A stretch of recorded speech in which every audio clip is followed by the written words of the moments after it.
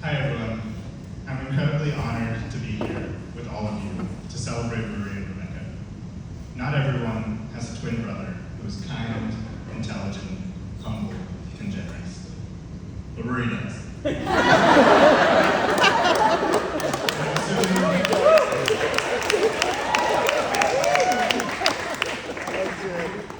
I'm assuming that's why you asked me to make this speech.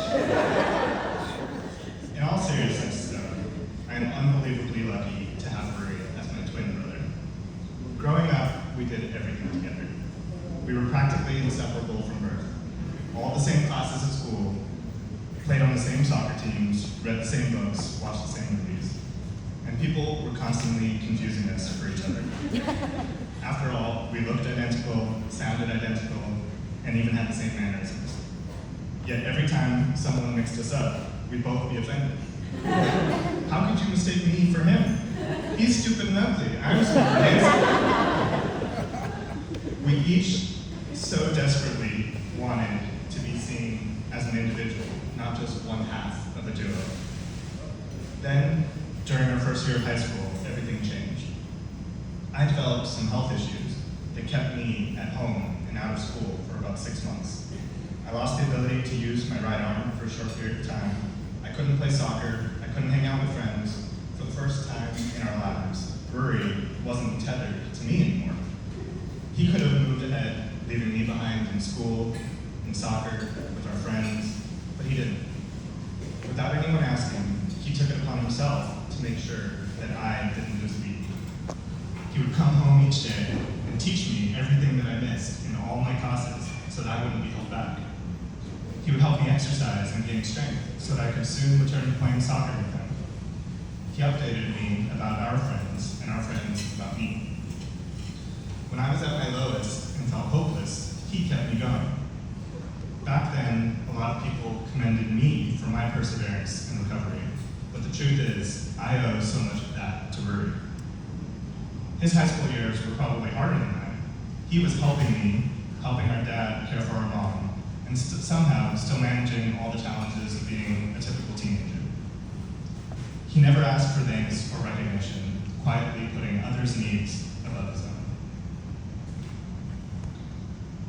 7 years later, we were on opposite sides of the United States, about 1 month from graduating at our respective universities. Ruairi called me one day. Our mom, who taught us the importance of family, patience, and courage, had taken a sudden turn for the worse. Her cancer had unexpectedly returned, and that day, she was especially weak and unresponsive. Ruairi was in California, so he was able to get home right away. I wouldn't be able to get a flight from the East Coast until the next day. In that moment, on the phone, I could barely hold myself together. But Ruairi reassured me that he was showing our mom my love and gratitude through him. I arrived, and the next day she passed away. We were both heartbroken and needed to process our grief, but Ruairi also took responsibility for notifying our family members, organizing the funeral, and much more. Dealing with the loss of our mother has been immensely difficult over the last 8 years, but I'm so grateful to have someone who acutely understands my loss and carries her memory forward every day with such grace. Many of you didn't know Ruairi back then, but all of you here today recognize that man who consistently puts everyone else's well-being ahead of his own.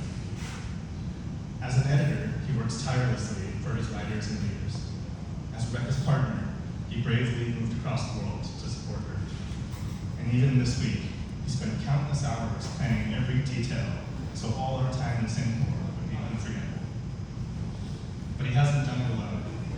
Reb, you are the perfect complement to my brother.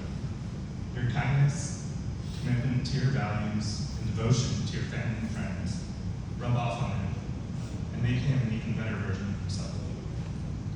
These last 7 years, I've been so delighted to see Ruairi so so inspired and so loved.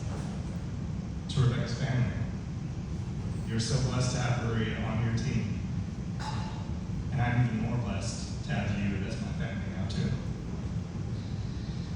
So, I don't mind anymore when people mistake me for Ruairi. I take it as a compliment, because if they see just a small part of him in me, that's a pretty good thing.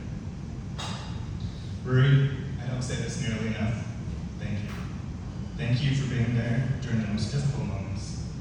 And thank you also for creating so much joy, including today. Reverend Ruairi, you deserve to be celebrated.